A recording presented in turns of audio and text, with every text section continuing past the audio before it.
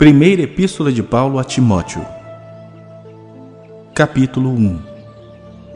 Paulo, apóstolo de Cristo Jesus pelo mandato de Deus, nosso Salvador, e de Cristo Jesus, nossa esperança, a Timóteo, verdadeiro filho na fé. Graça, misericórdia e paz da parte de Deus Pai e de Cristo Jesus, nosso Senhor. Quando eu estava de viagem rumo da Macedônia, te roguei permanecesses ainda em Éfeso para admoestares a certas pessoas, a fim de que não ensinem outra doutrina, nem se ocupem com fábulas e genealogias sem fim, que antes promovem discussões do que o serviço de Deus na fé. Ora, o intuito da presente admoestação visa o amor que procede de coração puro, de consciência boa e de fé sem hipocrisia. Desviando-se algumas pessoas dessas coisas, perderam-se em loquacidade frívola, pretendendo passar por mestres da lei, não compreendendo, todavia, nem o que dizem, nem os assuntos sobre os quais fazem ousadas asseverações. Sabemos, porém, que a lei é boa se alguém dela se utiliza de modo legítimo, tendo em vista que não se promulga lei para quem é justo, mas para transgressores e rebeldes, irreverentes e pecadores, ímpios e profanos, parricidas e matricidas, homicidas, impuros, sodomitas, raptores de homens, mentirosos, perjuros e para tudo quanto se opõe à sã doutrina, segundo o evangelho da glória do Deus bendito, do qual fui encarregado. Sou grato para com aquele que me fortaleceu, Cristo Jesus, nosso Senhor, que me considerou fiel, designando-me para o ministério, a mim que noutro tempo era blasfemo e perseguidor e insolente. Mas obtive misericórdia, pois o fiz na ignorância, na incredulidade. Transbordou, porém, a graça de nosso Senhor com a fé e o amor que há em Cristo Jesus. Fiel é a palavra e digna de toda aceitação, que Cristo Jesus veio ao mundo para salvar os pecadores, dos quais eu sou o principal.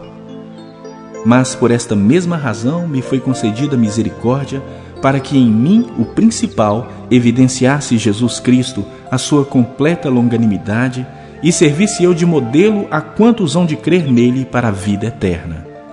Assim, ao Rei eterno, imortal, invisível, Deus único, honra e glória pelos séculos dos séculos. Amém.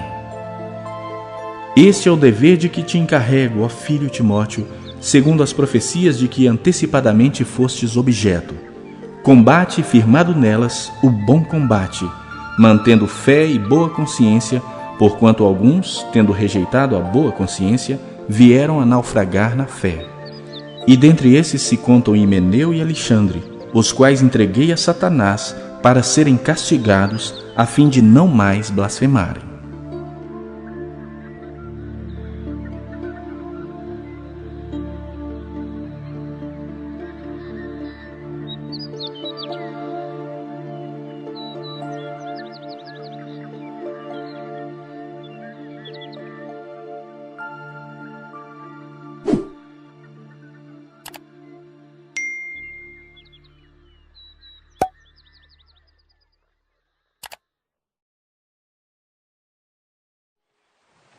Capítulo 2. Antes de tudo, pois, exorto que se use a prática de súplicas, orações, intercessões, ações de graça em favor de todos os homens, em favor dos reis e de todos os que se acham investidos de autoridade, para que vivamos vida tranquila e mansa, com toda piedade e respeito. Isto é bom e aceitável diante de Deus, nosso Salvador, o qual deseja que todos os homens sejam salvos e cheguem ao pleno conhecimento da verdade. Porquanto há um só Deus e um só mediador entre Deus e os homens, Cristo Jesus, homem, o qual a si mesmo se deu em resgate por todos, testemunho que se deve prestar em tempos oportunos. Para isto fui designado pregador e apóstolo, afirmo a verdade, não minto, mestre dos gentios na fé e na verdade. Que os varões orem em todo lugar, levantando mãos santas, sem ira e sem animosidade. Da mesma sorte, que as mulheres em traje decente se ataviem com modéstia e bom senso, não com cabeleira frisada e com ouro, ou pérolas, ou vestuário dispendioso, porém com boas obras, como é próprio às mulheres que professam ser piedosas. A mulher aprenda em silêncio, com toda submissão. E não permito que a mulher ensine, nem exerça autoridade de homem. Esteja, porém, em silêncio. Porque primeiro foi formado Adão, depois Eva. E Adão não foi iludido, mas a mulher, sendo enganada, caiu em transgressão. Todavia será preservada através de sua missão de mãe, se ela permanecer em fé e amor e santificação com bom senso.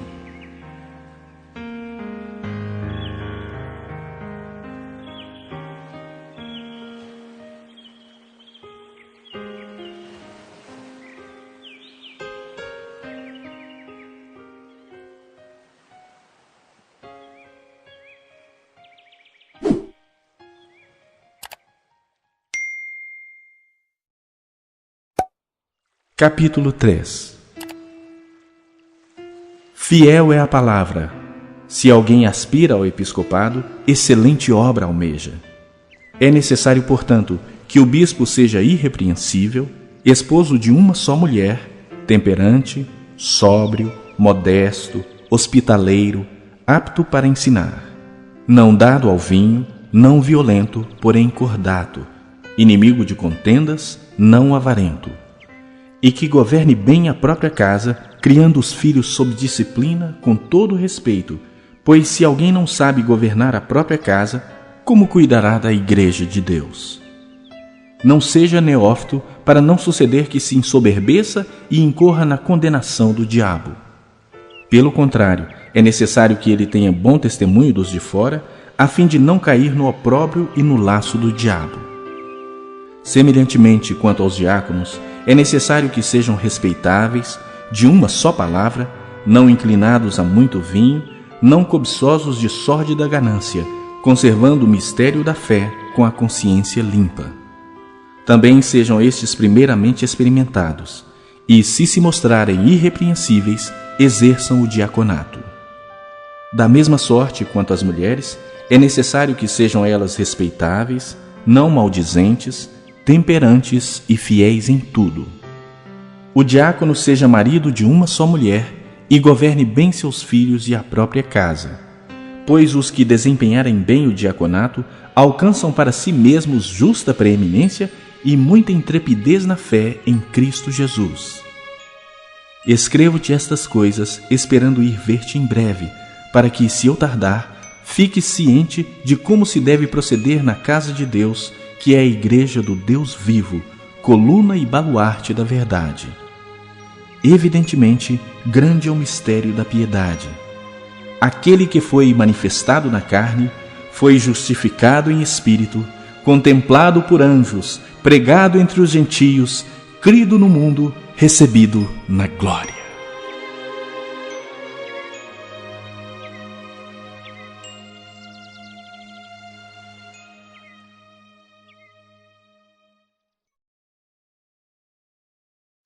Capítulo 4. Ora, o Espírito afirma expressamente que nos últimos tempos alguns apostatarão da fé por obedecerem a espíritos enganadores e a ensinos de demônios, pela hipocrisia dos que falam mentiras e que têm cauterizado a própria consciência, que proíbem o casamento e exigem abstinência de alimentos que Deus criou para serem recebidos com ações de graças pelos fiéis e por quantos conhecem plenamente a verdade. Pois tudo que Deus criou é bom, e recebido com ações de graças, nada é recusável, porque pela palavra de Deus e pela oração é santificado. Expondo estas coisas aos irmãos, serás bom ministro de Cristo Jesus, alimentado com as palavras da fé e da boa doutrina que tens seguido. Mas rejeita as fábulas profanas e de velhas caducas. Exercita-te pessoalmente na piedade, pois o exercício físico para pouco é proveitoso, mas a piedade para tudo é proveitosa, porque tem a promessa da vida que agora é e da que há de ser. Fiel é esta palavra e digna de inteira aceitação. Ora, é para esse fim que labutamos e nos esforçamos sobremodo, porquanto temos posto a nossa esperança no Deus vivo, Salvador de todos os homens, especialmente dos fiéis. Ordena e ensina estas coisas. Ninguém despreze a tua mocidade. Pelo contrário, torna-te padrão dos fiéis na palavra, no procedimento, no amor, na fé, na pureza. Até a minha chegada, aplica-te à leitura, à exortação, ao ensino. Não te faças negligente para com o dom que há em ti, o qual te foi concedido mediante profecia, com a imposição das mãos do presbitério. Medita estas coisas e nelas sê diligente, para que o teu progresso a todos seja manifesto. Tem cuidado de ti mesmo e da doutrina. Continua nestes deveres, porque fazendo assim, salvarás tanto a ti mesmo como aos teus ouvintes.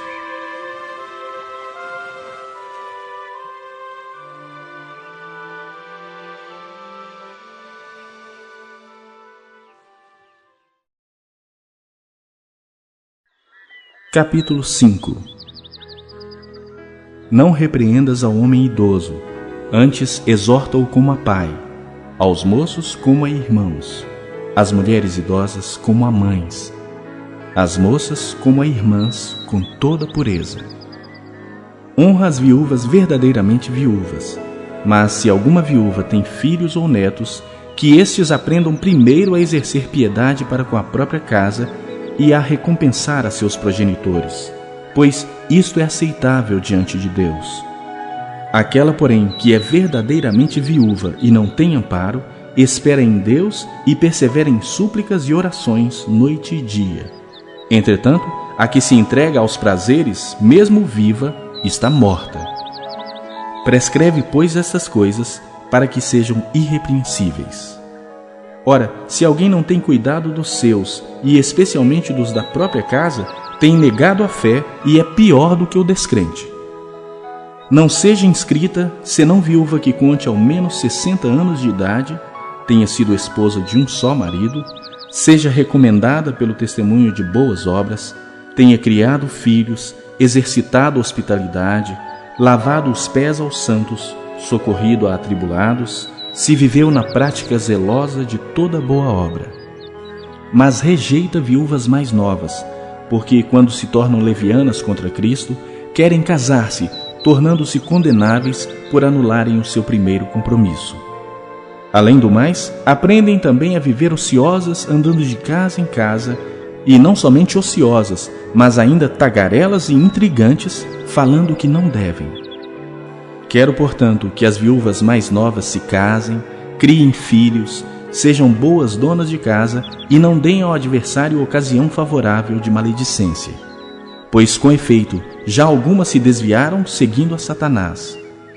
Se alguma crente tem viúvas em sua família, socorra-as, e não fique sobrecarregada a igreja, para que esta possa socorrer as que são verdadeiramente viúvas. Devem ser considerados merecedores de dobrados honorários os presbíteros que presidem bem, com especialidade os que se afadigam na palavra e no ensino. Pois a Escritura declara: não amordaces o boi quando pisa o trigo. E ainda, o trabalhador é digno do seu salário. Não aceites denúncia contra presbítero, senão exclusivamente sob o depoimento de 2 ou 3 testemunhas. Quanto aos que vivem no pecado, repreende-os na presença de todos, para que também os demais temam. Conjuro-te perante Deus e Cristo Jesus e os anjos eleitos, que guardes estes conselhos sem prevenção, nada fazendo com parcialidade. A ninguém imponhas precipitadamente as mãos. Não te tornes cúmplice de pecados de outrem. Conserva-te a ti mesmo puro. Não continues a beber somente água. Usa um pouco de vinho por causa do teu estômago e das tuas frequentes enfermidades. Os pecados de alguns homens são notórios e levam a juízo, ao passo que os de outros só mais tarde se manifestam. Da mesma sorte, também as boas obras antecipadamente se evidenciam, e, quando assim não seja, não podem ocultar-se.